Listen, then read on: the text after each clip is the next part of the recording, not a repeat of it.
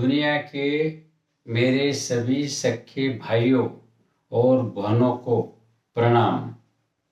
आज मैं स्वभाव दुर्तिक्रमः अर्थात स्वभाव का कोई इलाज नहीं, इस विषय पर बात करने जा रहा हूँ। हम रोज देखते हैं कि छोटी छोटी बातों से कितनी बड़ी बड़ी घटनाएं हो जाती है। उदाहरण के तौर पर एक सभा में कुछ लोग जिद करते हैं कि उन्हें स्टेज पर बैठना है, तो कुछ और लोग भी जिद करते हैं कि वे भी वहीं बैठेंगे। इस छोटी सी बात से झगड़ा शुरू होता है। झगड़ा बढ़कर मारपीट तक पहुंच जाता है। कई लोग घायल होते हैं, कुछ को अस्पताल में भर्ती कराना पड़ता है और पुलिस स्टेशन में एक दूसरे के खिलाफ केस दर्ज किए जाते हैं। दूसरा उदाहरण, एक बहन मोबाइल देख रही होती है, तभी उसका पति बाहर से आकर कहता है, पहले मुझे चाय बना दो, बाद में मोबाइल देख लो, मुझे जल्दी दुकान में जाना है। यह सुनकर बहन का मूड खराब हो जाता है। उसे गुस्सा आता है और अचानक मोबाइल जमीन पर गिर जाता है। मोबाइल तो टूटा नहीं, मोबाइल को कुछ भी होता नहीं, परंतु इस घटना से दोनों में बड़ा विवाद होता है और विवाद इतना बढ़ता है कि वे अलग होने का निर्णय लेते हैं। यानी छोटी सी बात से बड़ी समस्या उत्पन्न होती है, जिंदगी तबाह होती है। तीसरा उदाहरण, बच्चे गेंद खेल रहे होते, गेंद किसी बच्चे को लगती है और इसी बात से विवाद शुरू होता है। झगड़ा दो गुटों की लड़ाई में बदल जाता है। कई लोग घायल होते, कुछ गंभीर रूप से अस्पताल में भर्ती होते हैं। ऐसे में कभी कभी मृत्यु भी हो जाती है। चौथा उदाहरण, हम देखते हैं कि उच्च शिक्षित, उच्च पदस्थ, बुद्धिमान और आर्थिक दृष्टया सक्षम लोग, जैसे कि डॉक्टर, इंजीनियर, बड़े अधिकारी, वकील, उद्योजक, बिल्डर, जो अपने अपने क्षेत्रों में सफल हैं, लेकिन समाज के प्रति उनकी जिम्मेदारी कम दिखती है। हर दिन ये शिक्षित लोग अपने ऑफिस की ओर जाते समय खराब सड़कें, शहर की गंदगी, ट्रैफिक समस्या, पानी की कमी, ध्वनि प्रदूषण, जनसंख्या वृद्धि देखते हैं, लेकिन उस समस्या के लिए कुछ भी नहीं करते हैं। लेकिन उनके मन में सिर्फ पैसा, प्रॉपर्टी, नफा, बंगला, गाड़ी और निजी लाभ की सोच होती है। समाज के लिए कुछ भी करने की भावना कम हो गई है। वास्तव में इन बुद्धिमान लोगों के पास ज्ञान, साधन और अवसर सभी उपलब्ध है। अगर यही बुद्धिमान वर्ग थोड़ा समय समाज को दे तो रास्ते, स्वच्छता, ट्रैफिक समस्या, सस्ते आवास, स्वास्थ्य सेवा और जनसंख्या नियंत्रण में बड़ा परिवर्तन ला सकती है, लेकिन समस्या उनके मन की और स्वभाव की है, यानी स्वार्थ, प्रतिस्पर्धा और उदासीनता है। इस स्वभाव या सोच के कारण सभी समाज हित की बातें बन नहीं पाती है। तो इन सभी घटना में दोष किसका है, ये प्रश्न सोचने को मजबूर करता है। वास्तव इसमें किसी भी मनुष्य का दोष या गलती नहीं है। दोष है तो उस स्वभाव या सोच की। ऐसी बातें सालों से चली आ रही है। यदि सभी का स्वभाव समान होता तो हर व्यक्ति का अंतिम लक्ष्य यानी परमात्मा की प्राप्ति सिर्फ लक्ष्य नहीं, वास्तविकता बन गया होता। इन सभी घटना को देखकर लगता है कि ऐसा क्यों होता है।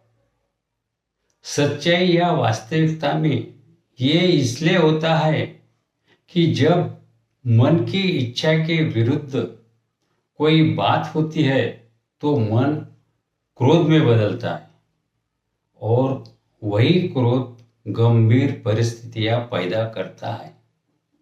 इसलिए जो कुछ भी होता है वह स्वभाव या मन के कारण होता है।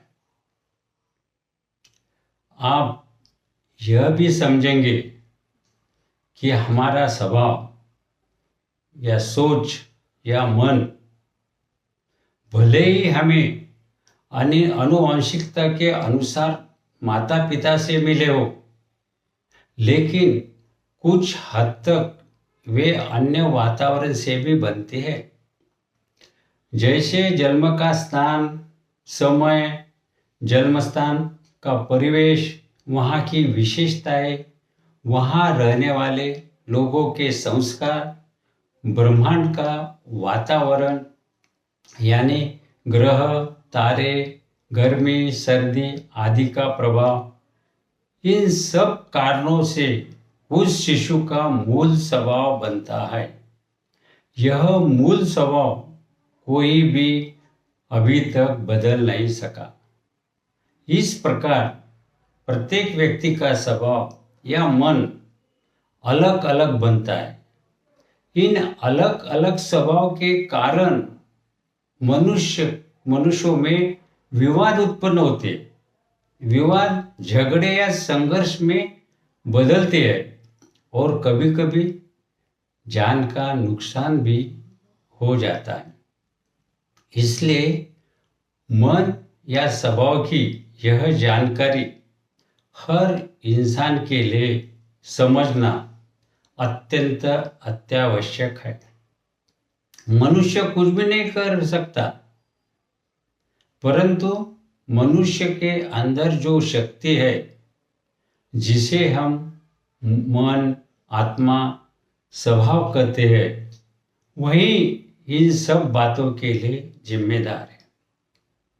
क्योंकि कोई घटना घटती है तो क्या होता है, जब मन किसी चीज को करने के लिए कहता है और वह वैसा नहीं होता, अर्थात मन के विरुद्ध कुछ होता है, तब उसके दुष्परिणाम स्वरूप में उसे बहुत क्रोध या गुस्सा आता है और वह स्थिति गंभीर रूप से ले लेती है।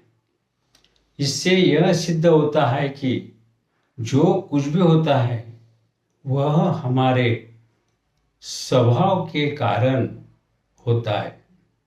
यहाँ शरीर का इसमें कोई लेना देना नहीं है, लेकिन तकलीफ शरीर को ही सहनी पड़ती है। प्रकृति ऐसे अलग अलग स्वभाव बनाकर सभी जीवों को परेशान करती है। इससे उसे कौन सा सुख या संतोष मिलता है, यह भी समझ में नहीं आए।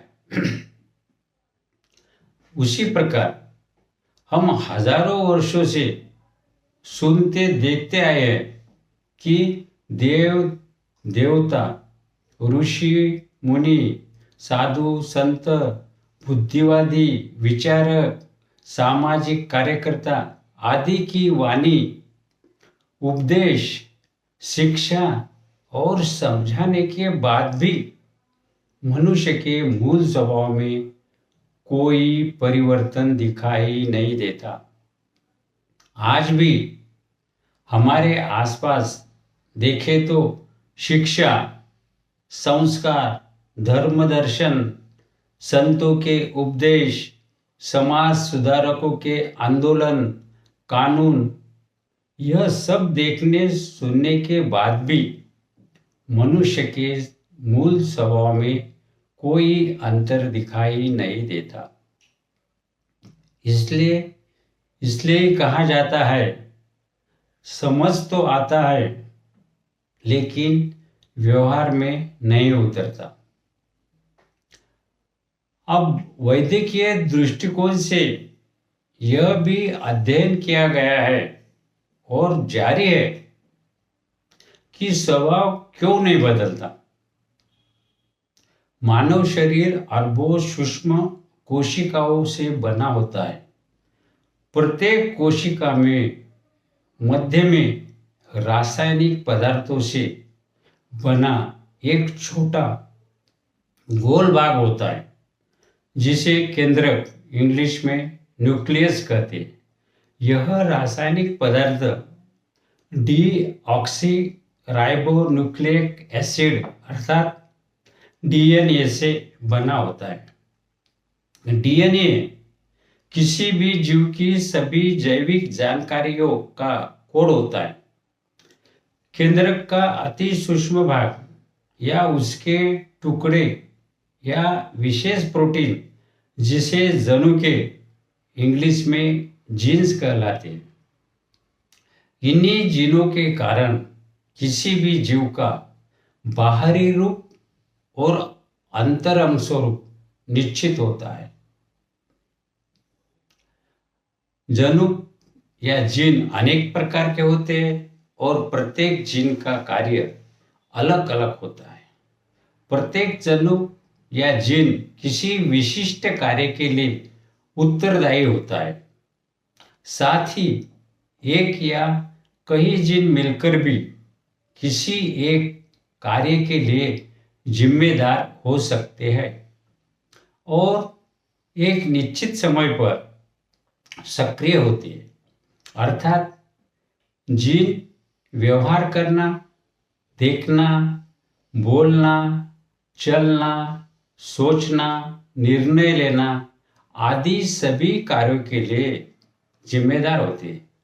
इसके अतिरिक्त हाथ, पैर, आंखें, नाक, हृदय, मस्तिष्क, फेफड़े, गुर्दे, हड्डियां, मांसपेशियां, खून आदि शारीरिक अंगों के निर्माण और विकास के लिए भी जनुके यानी जीन ही उत्तरदायी होते हैं।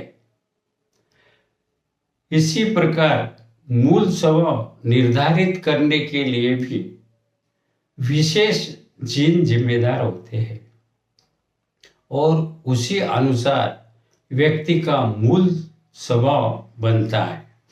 अर्थात मनुष्य का मूल स्वभाव जीनों द्वारा तय होता है। इसके अलावा बाहरी कारक भी मूल स्वभाव पर प्रभाव डालते हैं। जीन या जनुके आसपास के अनेक कारकों के अनुसार प्रत्यक्ष या अप्रत्यक्ष रूप से बदलते रहते हैं। इनमें प्राकृतिक बदलाव जैसे गर्मी, सर्दी, बारिश, हवा, साथ ही खानपान, रहने का स्थान, ग्रह नक्षत्रों का प्रभाव, वे सभी असर डालते नजर आते हैं। अंत में यह सिद्ध होता है कि केवल जीन और बाहरी कारक ही नहीं बल्कि उनमें मौजूद अदृश्य ऊर्जा या अदृश्य शक्ति, या जिसे हम परमेश्वर बोलो, ये भी मूल स्वभाव बनाने के लिए कारण होते हैं। वैज्ञानिक अब आनुवंशिकी यानी जेनेटिक्स का गहराई से अध्ययन कर रहे हैं और प्रत्येक जीन की विस्तृत जानकारी प्राप्त कर रहे हैं। इसलिए आने वाले समय में विशेष जीनों का मानव शरीर में उपयोग करके या माता पिता अपनी संतान में कौन से गुण रखना चाहते हैं यह निश्चित कर सकेंगे, या किसी जीव के जीन में परिवर्तन कर उसके भीतर मनचाही विशेषताएं उत्पन्न कर सकेंगे। अर्थात भविष्य में जैसा स्वभाव चाहिए वैसी व्यक्ति निर्माण करना संभव हो सकता है। यानी विशिष्ट मानव निर्मिति के सभी सूत्र इंसान के पास होंगे। आने वाली पीढ़ियां अच्छे स्वभाव वाली, ऊंची, स्वस्थ, उच्च बुद्धिमत्ता वाली और रोग रहित बन सकती है, जो इस ब्रह्मांड के रहस्यों को समझने में सक्षम होंगे। लेकिन अभी तक मूल स्वभाव को बदलना संभव नहीं हो पाया है। इस प्रकार कुछ वैज्ञानिकों के यह शोध किए हैं, लेकिन यदि दुनिया के सभी 700 करोड़ लोग किसी न किसी मार्ग से प्रयास करें तो कुछ भी संभव हो सकता है। इस प्रकार से सभी मनुष्यों ने स्वभाव के बारे में सच्चाई समझकर उचित कार्य करना चाहिए, ताकि सभी को शांति और समाधान मिलेगा। धन्यवाद।